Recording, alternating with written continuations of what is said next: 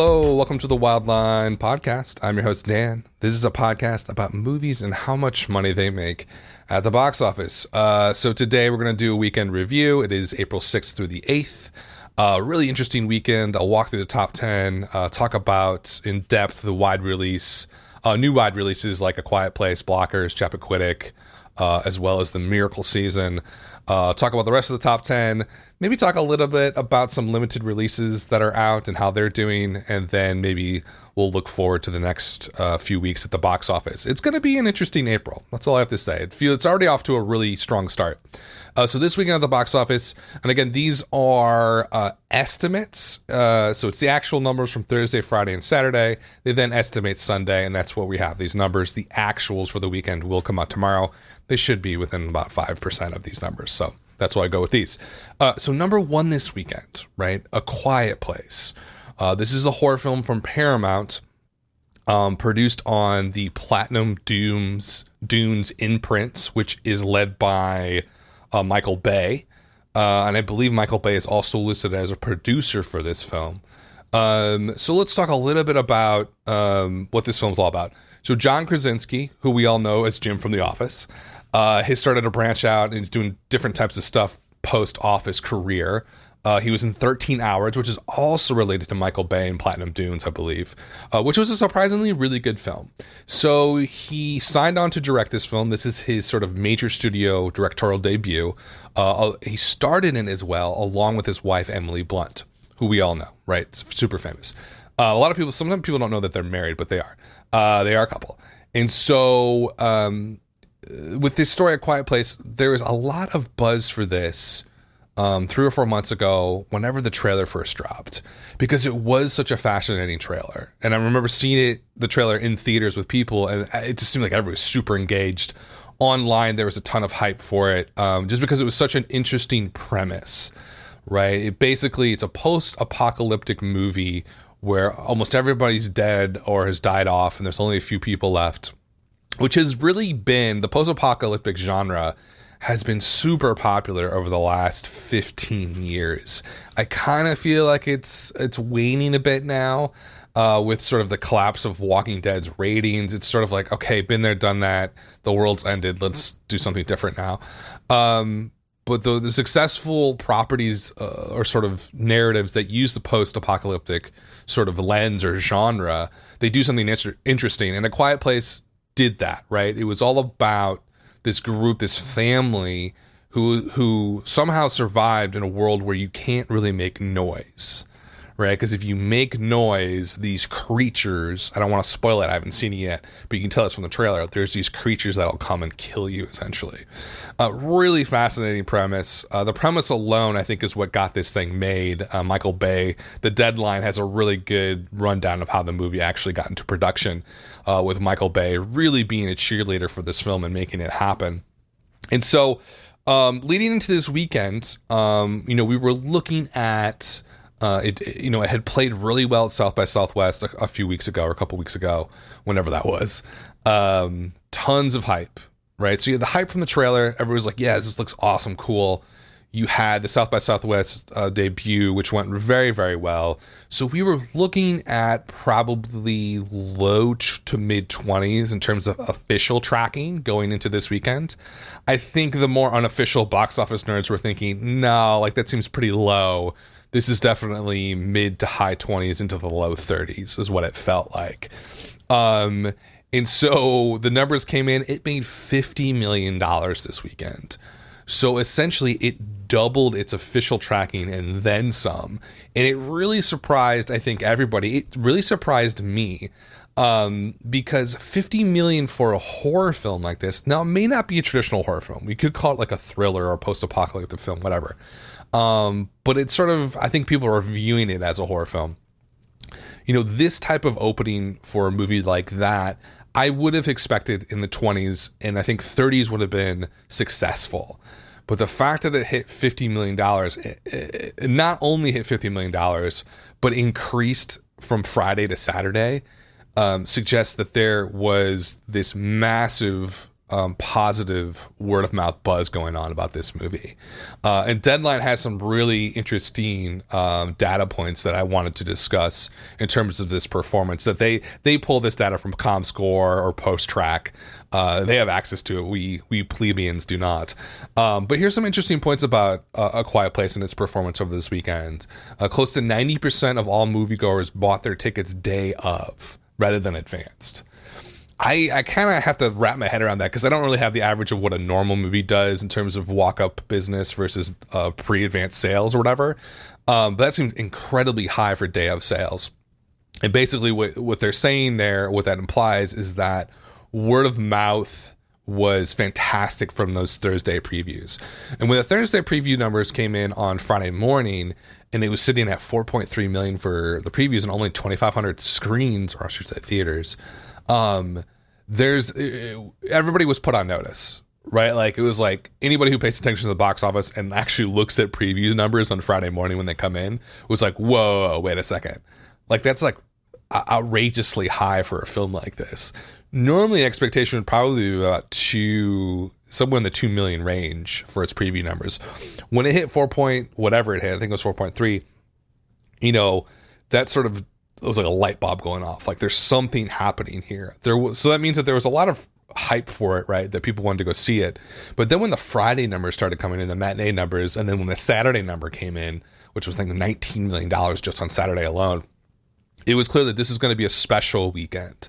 That A Quiet Place was not going to fit into any of the previous molds that were out there in terms of horror films, especially a horror film in like April.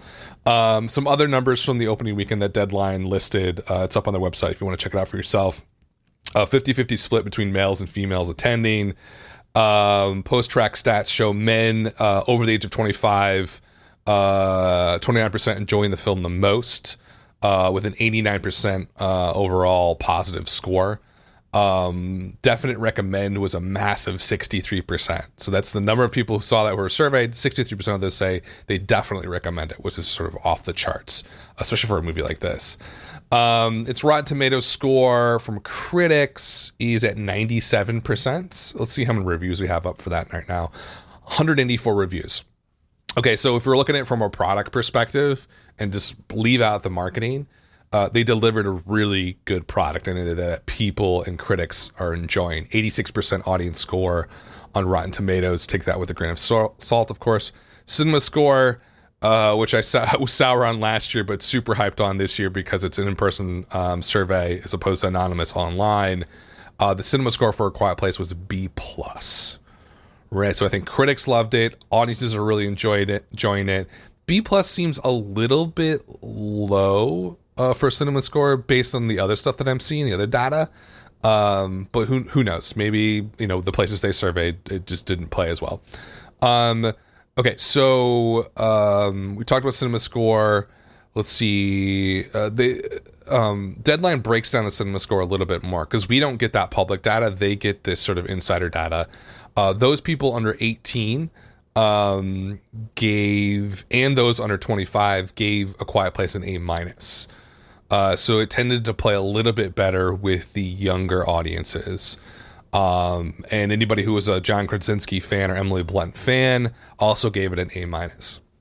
Right. So, and that's a lot of numbers to throw at you. I think overall, very well-made film that audiences are reacting to very positively.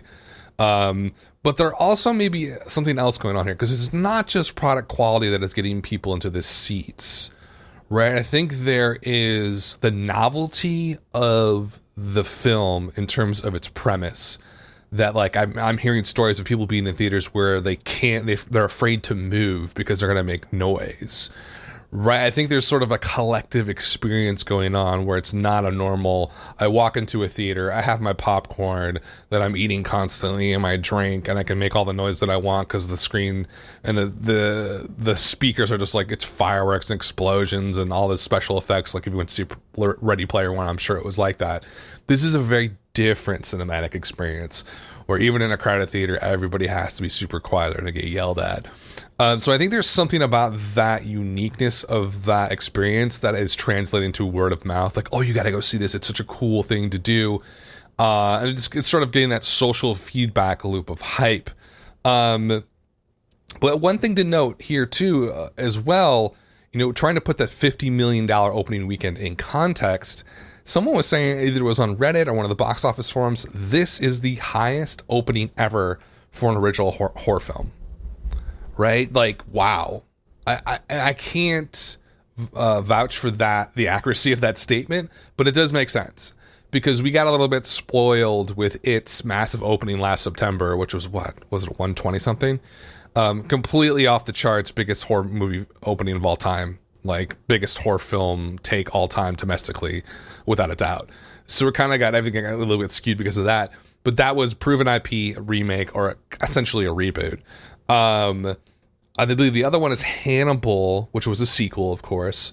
I can't remember the third one, that are above this in terms of its box office take as a horror film. But I think A Quiet Place, it seems to me that is an accurate statement.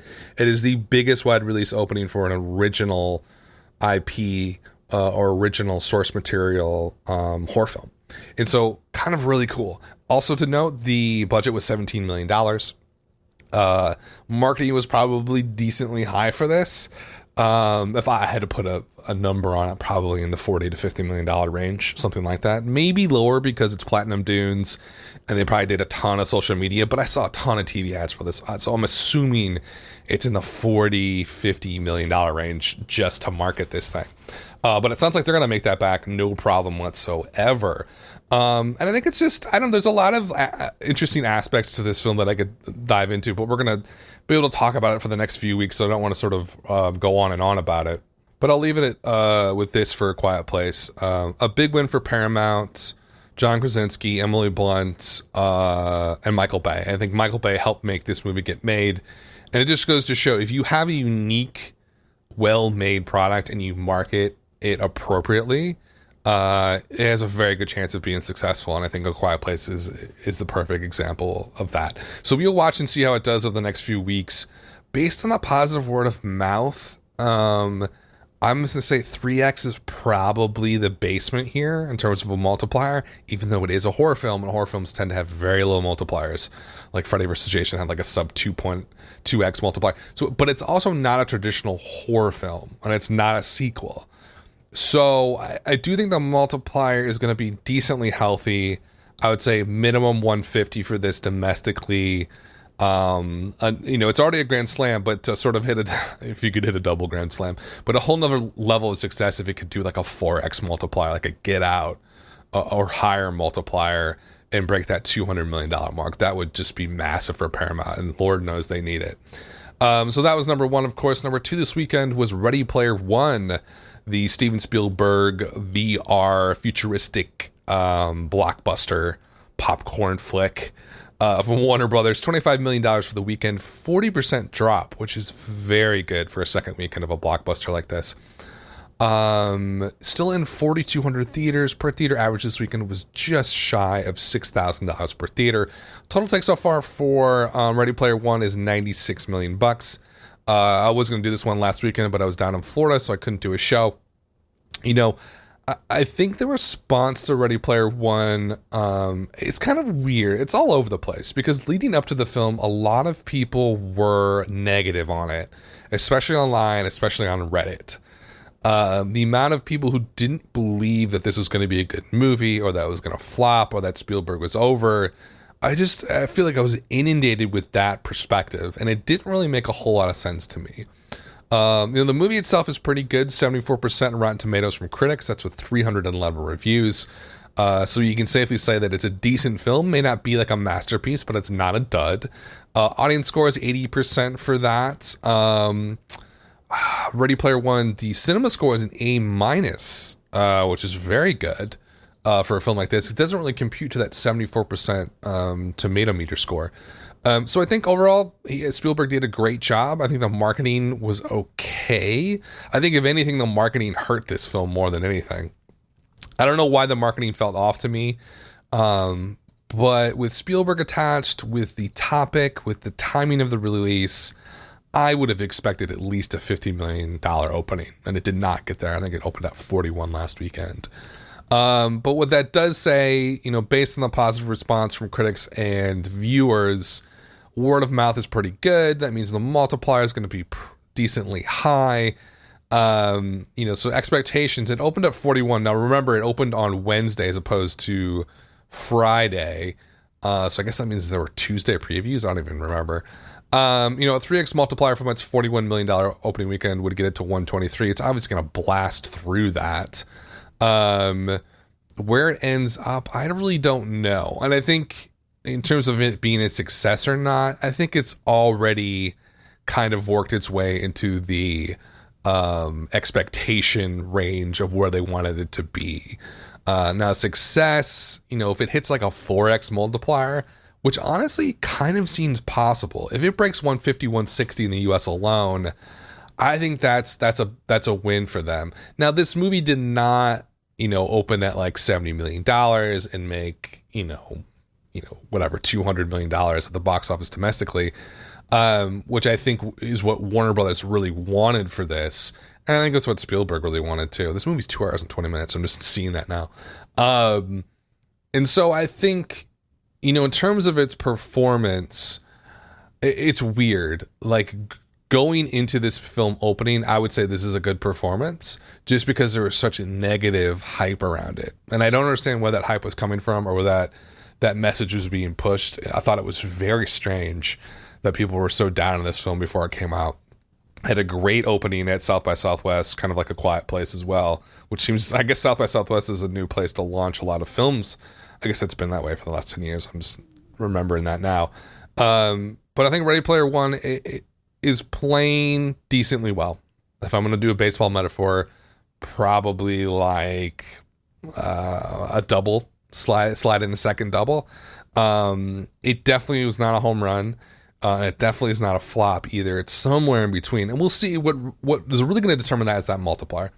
So if it's like a 3x multiplier, whatever, it's going to be more than that. But if it hits like 4x, a little bit higher than that, I think it's going to be a decent win for Spielberg and Warner Brothers on that one. Okay, enough about Ready Player One. We'll keep tracking that one over the weeks. Number 3 was a new wide release, Blockers, which was originally called Cock Blockers, where they changed the title. If you look at the poster, it has a big rooster on it and then blockers beneath it, obviously. Hint, hint. Rated R comedy from Universal, opened at 21. Not bad. In about 3,380 theaters.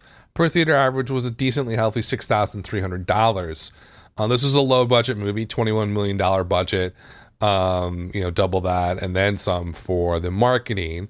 I was paying attention to this movie for a long time and I sort of lost track of it over the last few weeks.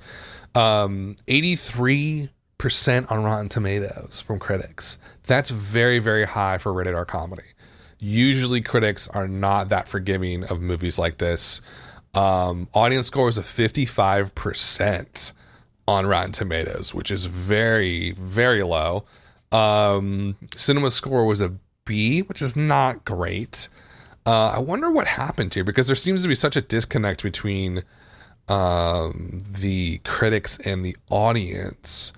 Because 83% for a rated R comedy is so high. I don't know. Maybe it was just marketed wrong here. But its box office performance, let's focus on that. $21 million is not bad. I would say that if the audiences had a little bit, if it had like an A- cinema score, if the audience score on Rotten Tomatoes was in the 70s or 80s from the audience, I would say at least a 3x multiplier. But because those scores are kind of depressed, I'm not sure how this is going to play over the next few weeks.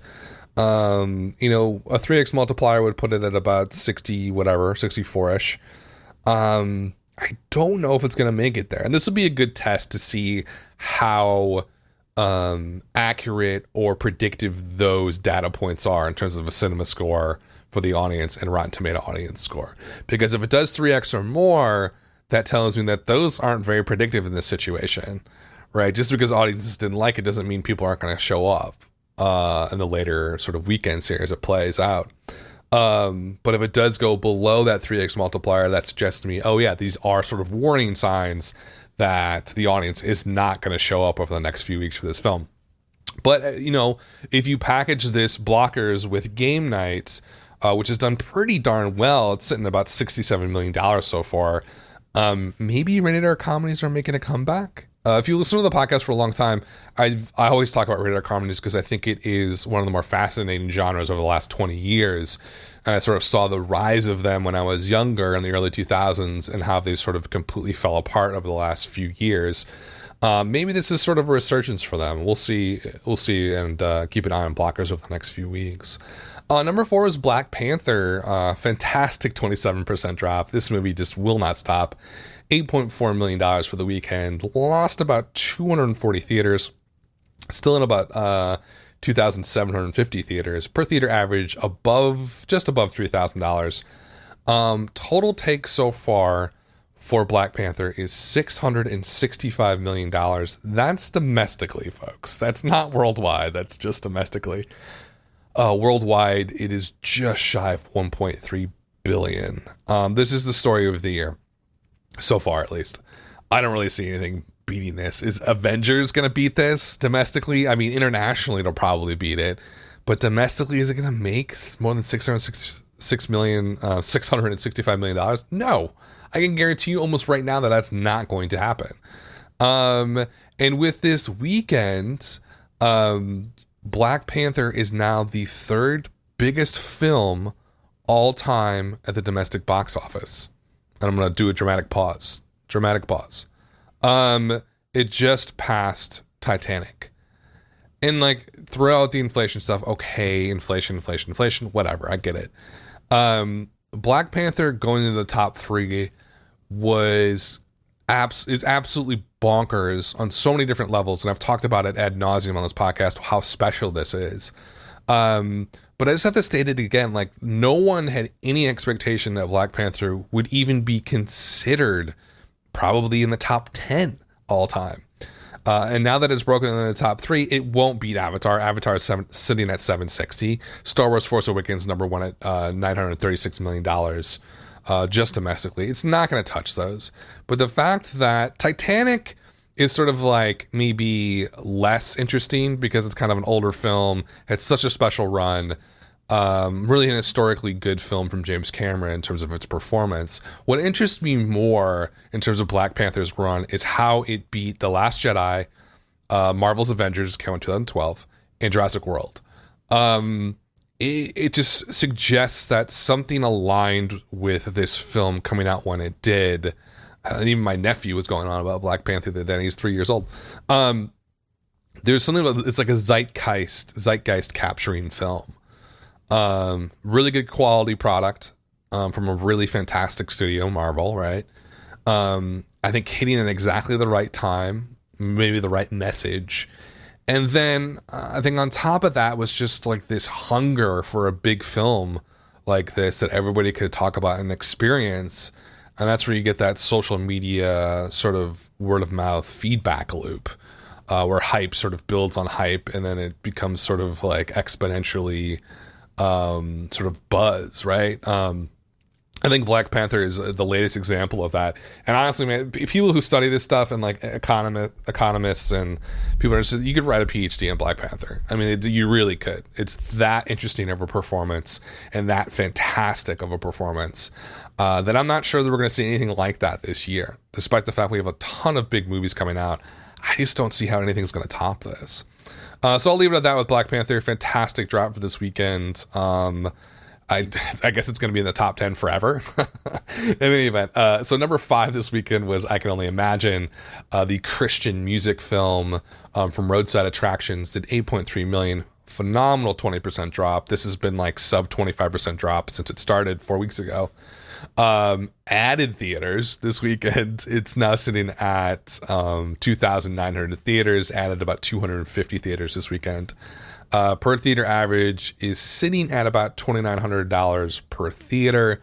Total take so far for I Can Only Imagine $69 million on a production budget of $7 million. And I don't think the marketing budget for I Can Only Imagine was very high because, you know, it was so focused on the Christian audiences.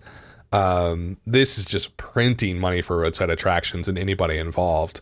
It's kind of further proof that like if you can make a really engaging film for a very specific audience it can not only satisfy that audience, but kind of break out a little bit on top of that. I think A Quiet Place is another example of that. Like, it certainly, as much as I can only imagine, is broken out of just the Christian demographic, which is admittedly very large in the United States and Canada. The same way A Quiet Place sort of broke outside of the horror genre audience, which I include myself in, that goes to see every horror film. Clearly a lot more people went to go see Quiet Place this weekend, and clearly a lot more people than sort of the normal Christian moviegoer is seeing I Can Only Imagine. And so it has broken out a bit, and looks like it'll cruise, I don't even know, maybe it'll hit $100 million. But I'm sure Roadside Attraction is just over the moon at picking up that film. And pushing it out during this sort of Easter weekend, or Easter season, I should say, was just a really great move for them. Number 6 this weekend was Tyler Perry's Acrimony, $8 million, kind of a hefty drop, 53% drop on its second weekend, in about 2,000 theaters. Per theater average sits at just about $4,000 per theater. Total gross so far is $31 million. I don't know. Is this one? It seems kind of like it's an okay performance. I don't think it really flopped, but it didn't really take off like I think Tyler Perry would have hoped, and Lionsgate would have hoped as well. I don't know, there's not much to say about it. It was targeted at the African-American demo, and I think they showed up, but it didn't really break out of that. It's sort of I just talked about this, like the Christian demographic and maybe the horror film genre demo. I think Acrimony is an example of a movie that hit its target but didn't really do much more than that. So I think it's kind of a little bit of a middling performance for that film. Number 7 was also a new wide release, Chappaquiddick from Entertainment Studios, the aptly named Entertainment Studios. Kind of overperformed. This is one of the stranger films that I've seen come out recently. When I first heard about this, if you know anything about political history in the United States, Chappaquiddick was when Ted Kennedy was with an intern or a girlfriend. I can't remember the exact situation. This is early in his political career. And he accidentally drove off a bridge, and she drowned in the water, and he escaped. It was this huge political scandal. And he wrote this speech about it that I actually studied in grad school in my rhetoric class. I mean, that's how interesting it is. It was just a really big event, and Chappaquiddick has been this sort of rallying cry for people on the right who are critical of the Kennedy dynasty and that whole group of people, but also sort of critical of liberals and Democrats in general. So when I saw this movie coming out, I was like, oh, this is from Pure Flix or some right-wing propagandist. But the more I dove into it, it seemed kind of a little more on the level. It seemed maybe a little bit more like a traditional art film. You got Kate Mara's in it, Ed Helms, Bruce Dern, Olivia Thirlby, Jim Gaffigan's in it. Who'd have thought? But Entertainment Studios is obviously brand new. They had a couple of good wins, or one big win last year with 47 Meters Down, which was, I think, originally meant to be a VOD film that they released wide in theaters. Did well, did $44 million total. They released Hostels this winter, which is kind of a weird Western starring Christian Bale. Did okay, did $29 million. It opened this last Christmas. And Chappaquiddick is already one of their top three films in its opening weekend. They had some real big flops with Hurricane Heist, Friend Request, and Served Like a Girl. So they are a brand new company, and this is a very strange film.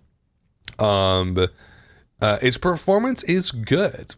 It's only opened in 1,500 theaters. It did $6.2 million. Its per theater average was just a little bit shy of $4,000 per theater. The rags leading into this weekend were really kind of shitting all over this film. It's not gonna do anything. It's kind of like a waste of time. Why would they release this? And I certainly would have those questions going into this weekend. But its performance is good if you put it in context, right? Nobody's asking for this movie. Nobody cares about Chappaquiddick, who's under the age of 60 years old. Literally nobody cares. Why would you release it in April?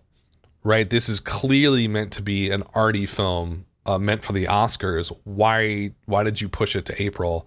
And why not just hold it till October or November? Right? It just nothing about it really makes sense.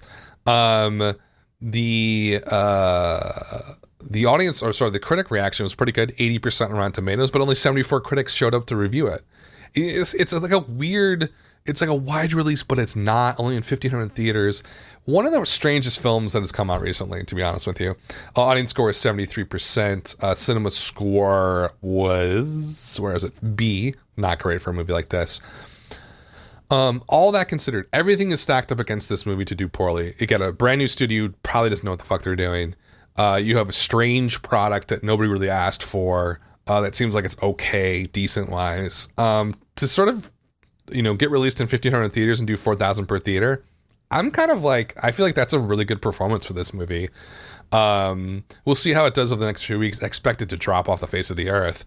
But I think it's a surprising performance that it did so well, and I'm not sure why it did so well.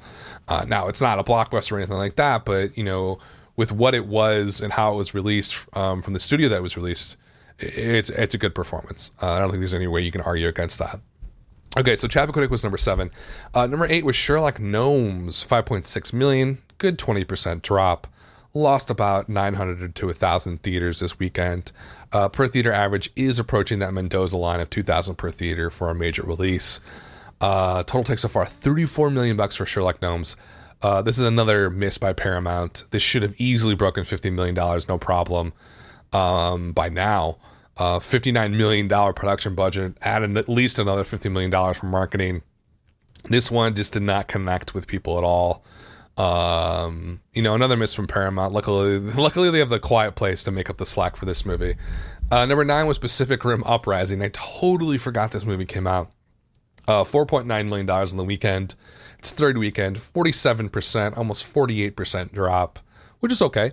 The problem here is that it lost 1,000 theaters. Its per theater average is below the Mendoza line. It is at about $1,900. Total take so far for Pacific Uprising is $55 million. Production budget on this was $150 million. This is a flop, and I don't care what anybody else says. This is a huge mistake. I have no idea why they made this sequel. The original did not do very well. It broke even at best, made a tiny little profit.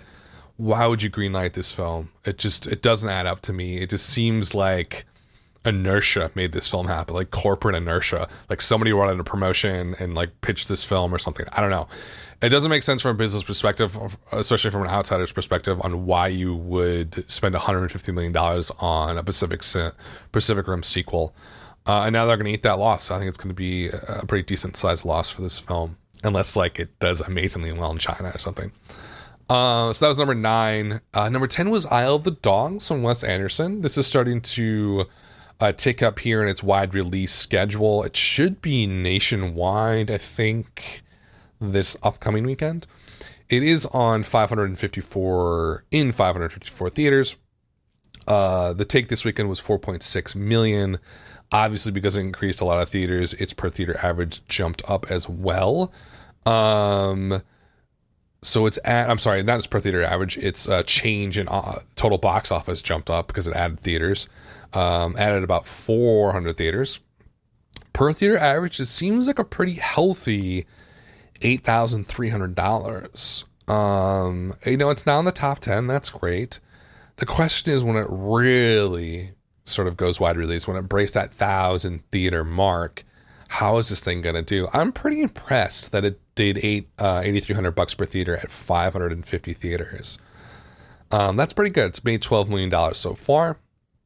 But the real test here is when it doubles that, hits 1,000, maybe even 2,000 theaters. How is this going to play in the smaller cities in America and Canada? We'll see. My gut says that. I mean, let's take a look at the critics review on this. I mean, I'm sure it's Wes Anderson, so the critics adore Wes Anderson. 92% on Rotten Tomatoes, so the quality is there, right? 193 reviews, so it's fully reviewed. There is no Rotten Tomato audience score yet because it hasn't gone nationwide. I wonder if there is... No, there's not even a cinema score yet. So I don't really have a good barometer on how audiences are responding to it. But that per theater average is pretty healthy. I don't know. We'll see what it does. I feel like My gut earlier this year, or the last few weeks when it did open, it was like, okay, great, it did fantastic in New York and Los Angeles. Of course it would. It's Wes Anderson, right? Like that's like catnip for like people who have liberal arts degrees who live in big cities, right? He's like their patron saint. Now it's sort of like, is this gonna break out? I feel like there's a slight chance that it does. And that would be probably $40-50 million range total domestically. We'll see. I really don't know yet. I can't make a call on it yet. We'll see what it does next weekend when it's on a lot more theaters. I think right now it is maintaining a pretty good performance overall. So that's the top 10 for the weekend. A new wide release opener was just shy of the top 10. The Miracle Season, which is a Christian sports film based on a true story about a volleyball team. They're like state champions, and one of the people dies, and it's about their second season. I had to like research this film before I did the show because I had no idea what the hell it was. Did okay, $4 million, only in 1,700 theaters. Per theater average was not great though. Now that I'm looking at it, only $2,400 per theater. I kind of question why you would do a massive wide release for a film like this. I probably would have put it out in like 500 theaters that were pinpointed as like high Christian, especially fundamentalist Christian areas, like Colorado Springs or something like that. Like I would pinpoint those areas and just release it there. Like you release this in New York City, who the hell's going to see it? Right? They're all agnostic atheists up there. Like they don't care about this stuff. So yeah, I question that release pattern, and I think its per theater average is depressed because of that. I think critics thought it was okay. I'm sure the people that saw it loved it. It's one of those movies where it's like if you're already like hyper Christian, it just reinforces your belief system. So I'm sure people loved it. But that's top 10 with a little addition there. What else is going on out there? Anything else to speak of? A Christian film that did flop was God's Not Dead, A Light in the Darkness. Awful performance. Just shy of $5 million total so far. Paul, Apostle of Christ also flopped. We talked about Game Nights and about $67 million. Peter Rabbit had about 113. Decent performance for that. Midnight Sun is another limited, sort of oddly like mid-sized limited release that's failing. Just about $9 million so far. Jumanji and The Greatest Showman are still around in theaters, folks, even though it's been out on DVD for like 2 or 3 weeks. Jumanji's sitting at $400 million. Greatest Showman at $172 million. Red Sparrow at $46 million, which is okay. I mean, it's definitely kind of on the flop side, but not like a massive flop. Anything else? Lean on Pete did come out. So that is a movie from A24, which is like the Oscar darling brand new indie distribution company out of New York. Did not do very well at all. Now I'm looking at it. So Lean on Pete looked really good. Check out, if you're an art film person and you like kind of quieter films about human emotions and all that sort of arty stuff, check out the trailer to Lean on Pete, because I saw the trailer. I was like, I have to see this movie. Apparently people in New York and Los Angeles do not agree with me. Opened on 4 theaters, only $12,000 per theater. That is horrendous. And that's even with like a good marketing campaign. Well, another little limited release that came out that I had no idea had actually come out. So kind of like there's a dueling battle between A24 and Neon. Neon is, I want to say they're out of Los Angeles, but I believe it was started by an executive at the Alamo Drafthouse, or that whole world of theaters down in Texas. Started a distribution company, production company called Neon. They put out Ingrid Goes West last year, which was awesome. I think they also put out Beach Rats, which is also very good, but they're really brand new, like last couple of years. A24 has been around a little bit longer than that, but I feel like they're dueling for like the hippest, cool indie distributor, and they're both doing a really good job. You know, I'm not trying to like disparage either of them. They're both doing great. The trailer for Gemini, which is a movie that just came out 2 weeks ago, was awesome. It was played in front of Ingrid Goes West. I am surprised that like I heard nothing about Gemini after I saw that trailer, like literally zero. And it has done a limited release. It's on 56 theaters. It is a travesty of a performance.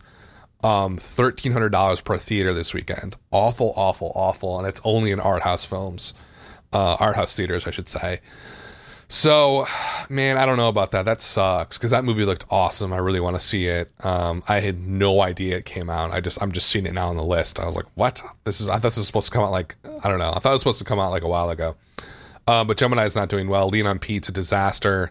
Unsane, which is, I guess, an indie release from Soderbergh, also a disaster. Per theater average, $565 this weekend for Unsane. Just awful. What is he thinking doing this?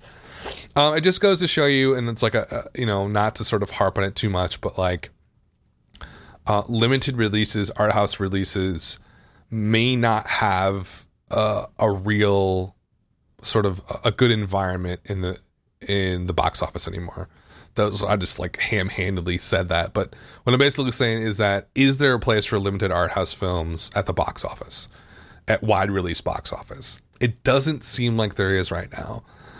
Death of Stalin underperformed from IFC. Supposedly had a fantastic opening weekend performance. Can't even make $6 million right now. It's been out for 5 weeks. And even sort of like maybe art house films that get big wide releases right away, like Annihilation from Paramount, sitting at $32 million right now, right? Like, not a good performance at all.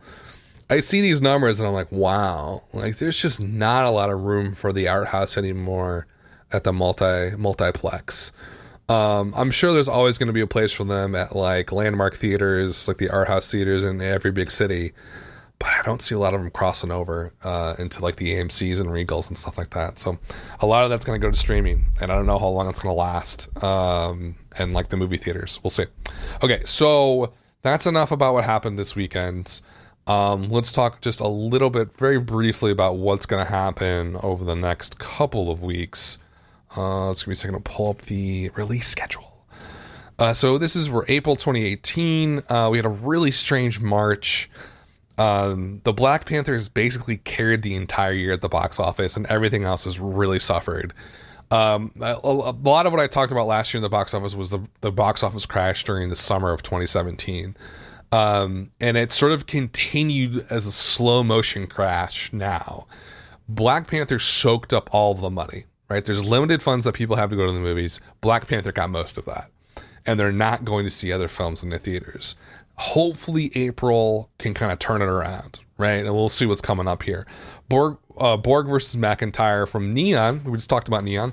It's not going to do anything. I don't know. I haven't seen any marketing for this. I don't know what Neon's doing with their marketing stuff. They're not on it right now. I'm not sure why. But Borg versus McIntyre is coming out this weekend. I think it's going to do very, very poorly.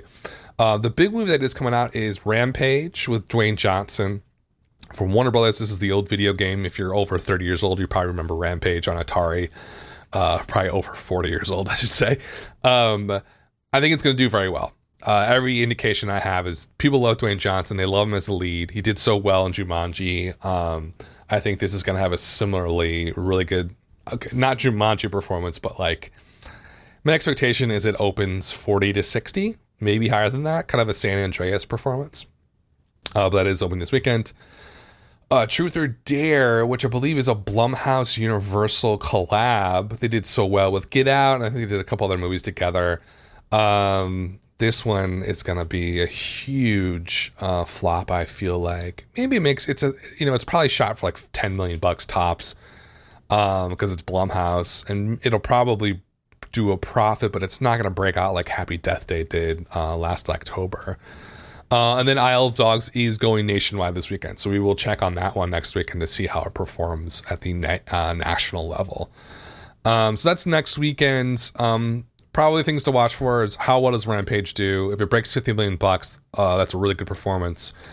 I think the rest of it's kind of like whatever.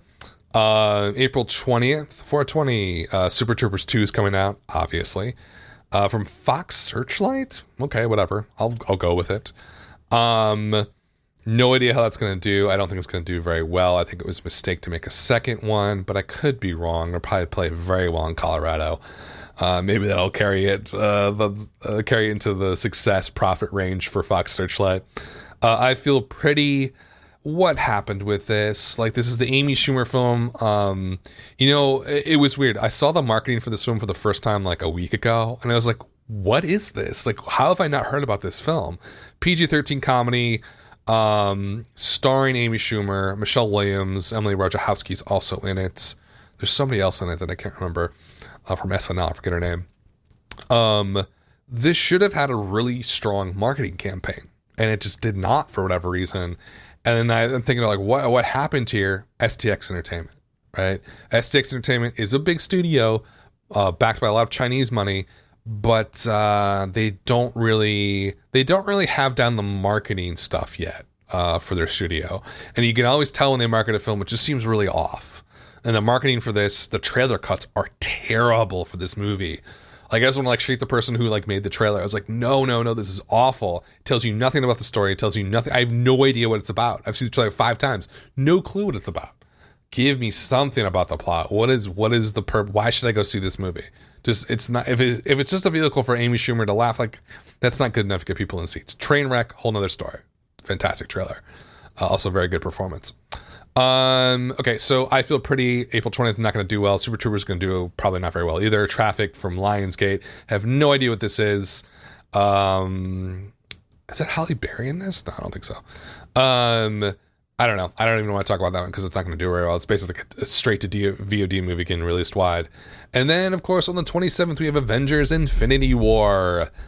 I have no idea what that's going to do. Tracking, box office pro said $225 million, but that's not based on anything. They're not basing that on industry tracking. It's subjective viewpoint on that one. There's no real data to back that one up. Tracking should be coming out this week. Official tracking, industry tracking for Avengers Infinity War. My guess is they're going to say 180 to 200 million. How is it actually going to play? I don't know. I'm kind of the school of thought that Black Panther really did soak up a lot of people's money. And I don't think we're going to get the same sort of pop for Avengers Infinity War, but I could be totally wrong. I was totally wrong about Black Panther. So that's your April. Kind of a weird month. The 20th is really dry with not a lot going on the 20th. Next thing we have Rampage, and that's really about it. And then we had Avengers. Man, I don't know. They got to figure something. I just feel like the box office and the movie industry is not changing quickly enough. And the numbers came out for subscriber growth or just consumer growth on subscription VOD services. That is subscription video on demand services, i.e. Netflix, HBO Go now, whatever you want to call it, Hulu Plus, those type of services. 30% year-over-year growth. That is insanity. Absolute insanity in terms of growth. I get that feeling that it's really starting to siphon off audiences and people going to the movies. It's just so much easier to watch stuff on Netflix, comfort of your home, all that sort of the old arguments. Now they're kind of coming to fruition. And what I'm seeing in April right now is not a lot of big movies coming out. Outside of Avengers Infinity War and Rampage, there's not a ton. And in May is stacked, right? May you got like... or maybe May's not stacked. Deadpool 2, and then you have Solo, I think, is coming out the end of May, isn't it? I believe so. I have to double check. Yeah, Solo's coming out in May.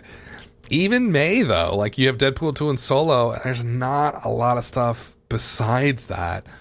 I don't know. I think the movie industry has really got to have a come to Jesus moment, if you know what I mean. Like, I'm not seeing how they're going to even keep pace with last year unless these huge tentpole films overperform like Black Panther did. That's the only reason we're even this year so far is because of Black Panther's insane performance.